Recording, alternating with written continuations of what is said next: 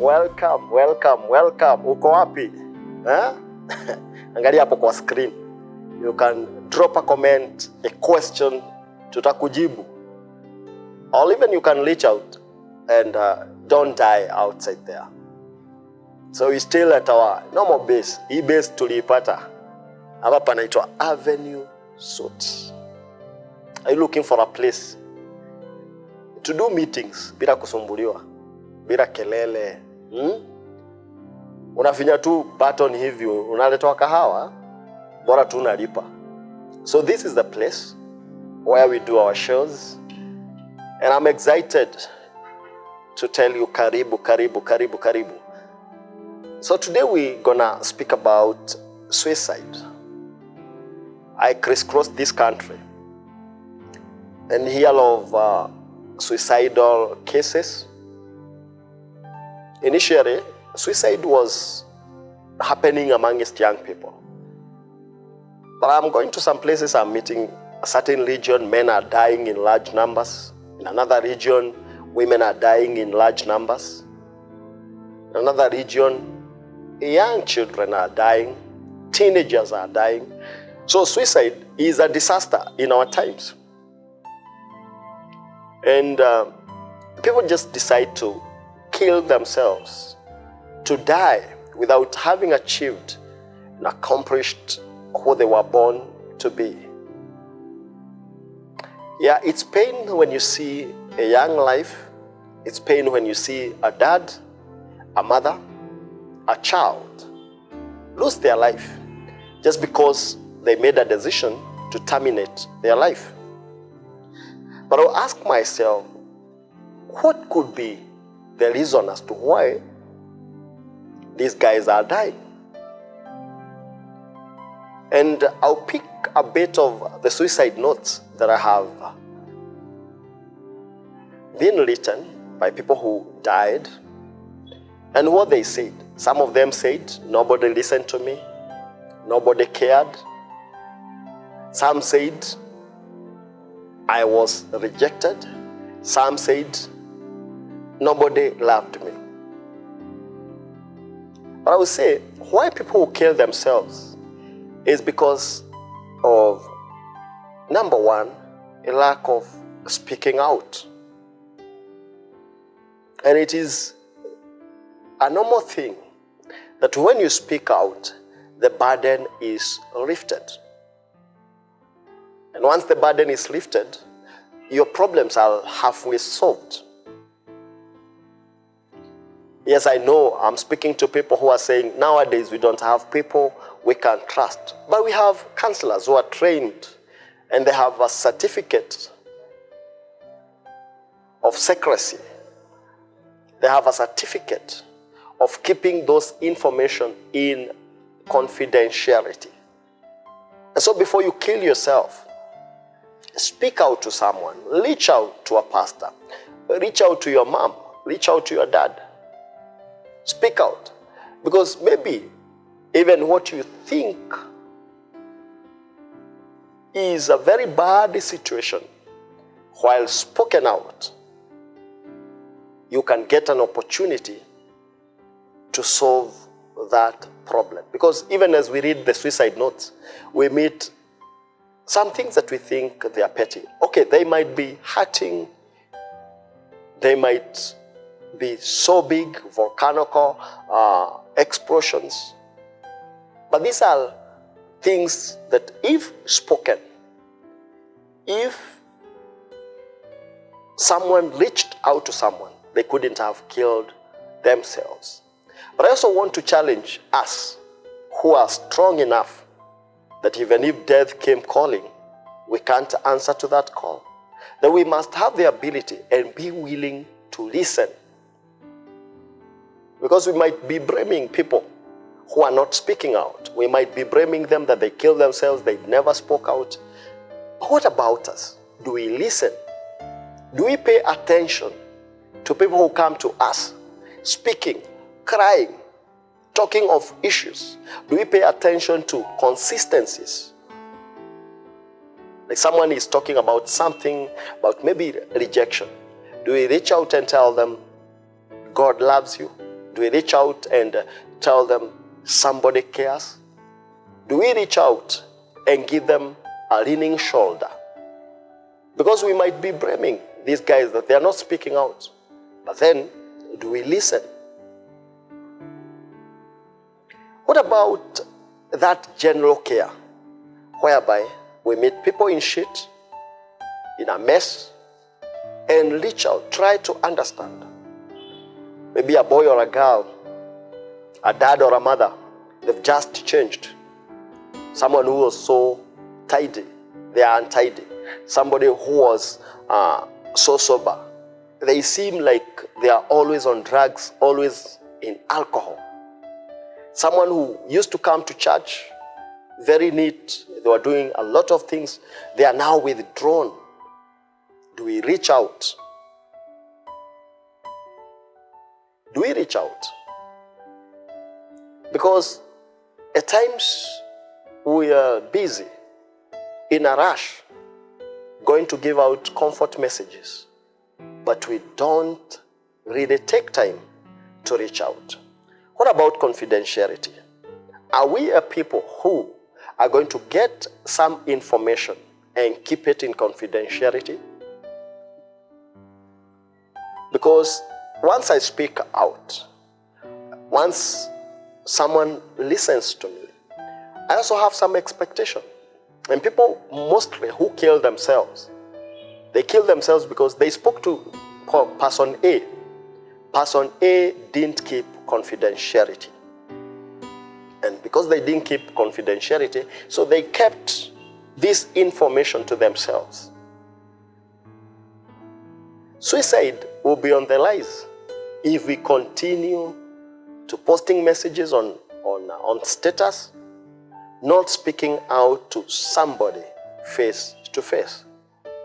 Because a human being requires a human being to share out, to get emotional cover, to get emotional touch, to get someone who is willing to reach out. Anytime somebody reached out to a human being, what they are doing is that the hormones in that human being, they are awakened to the fact and the aspect of somebody cares. It is also a challenge as we continue that what is killing this generation is expectations that cannot be met. We must be a real generation. That's why Terence Bell is real, relevant, and relational. We must be a real generation. A real generation must have real expectations. Because if we continue comparing ourselves, comparing our children to other people's children, comparing our parents to other people's parents, comparing what we do to other people, then we might not make it so well to the end. The power to cope up, the power to make a stand, you must be contented with what you have. You must have that power to accept that what I have is what I'm supposed to have. And tomorrow is better than today because I can pick what I have, accept myself the way I am, and start walking a path towards my destiny. And majority of people, they have killed themselves because of unmet expectations. What about the general culture or attitude of people who don't have human dignity? People are crying out, nobody cares. People are speaking out, nobody cares. I have met us, a generation that will meet guys crying, will meet guys asking for help, and nobody cares. And even like in our general and normal way of doing it today, looking at WhatsApp status, looking at what is happening in this generation, people are writing and 1,000 comments, only 2 comments show care. The others are telling them, you are not the first person to die. Nobody is willing because we are losing human dignity. And so at times, it's not about suicide. We are the people who are facilitating suicide. A few weeks ago, I spoke about hopelessness. So a generation that is hopeless, they will not have an aspect of thinking that tomorrow is better than today. If I do what I'm supposed to do, tomorrow will be better than today. And so a hopeless generation will feel like being dead is what is better. Being dead is what works for me. And we have a people who are driven by hopelessness. We have a people who are driven by lack of consistency. We have a people who also kill themselves because we have a generation of parents that is so harsh and doesn't listen. Very harsh, no listening ear. Or even you give your demands, which you yourself, when you are a teenager, you didn't even meet them. And so what will happen? When an individual knows that if I go home like this and with these grades, there's a possibility I'll be beaten to death. I would rather die before I'm beaten to death. But then to the generation, especially of teenagers and youth, you must have personal resilience and personal stretch. There are things that require you to stretch a bit. There are things that requires you to keep on fighting. If everybody was to die because of what they are going through, then I'm sure we couldn't be having your dad. We couldn't be having your mom. We couldn't be having that police woman. We could be having that policeman. We couldn't be having even the president. If we were to go and die because of what we go through. And so personal resilience and stretch, which I will emphasize after the break, is what makes someone to walk through the tunnel or to walk through the funnel of greatness. And this life is like a boat walking in the sea or sailing in the sea. The storms will come, but the water that is without the boat, without the ship, it will never make that boat sink. What makes the boat sink is when the boat allows the water to get inside. And so to the generations of the young people, the generation of the youths who feel like suicide is the thing, I want to challenge you that you must embrace personal resilience, or you must embrace the personal stretching out, going for an extra mile. I will tell you, if you face the storms, go for that extra mile, you are going to make it. You can only stand against suicide if as an individual you tell yourself, I will keep on fighting.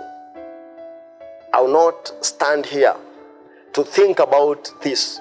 I want to keep on fighting. Let's meet after the break and I'll emphasize on what a personal funnel is and what are some of the things that you require to embrace so that you overcome suicide. And why I'm doing this, I want to empower you so that you may be able to stretch out and fight against that power that tells you, kill yourself, it is safer in death than fighting the battle. Thank you. Let's meet after the break.